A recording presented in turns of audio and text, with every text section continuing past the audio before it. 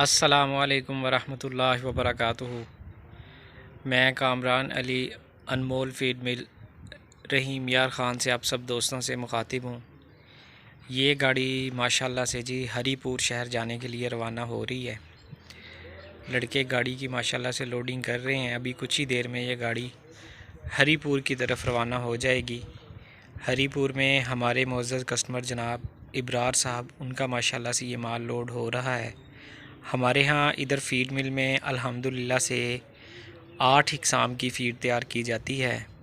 Milking, milking plus feed, milking super plus feed, कुर्बानी feed, fattening feed, grower feed, calf starter feed और बकरा feed.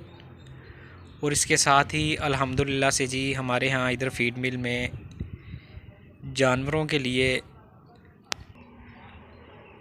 Super plus हाज़मा मसाला तैयार किया जाता है, जो कि कुदरती अशिया से तैयार किया जाता है ताकि जानवरों की सेहत में बेहतरी आ सके।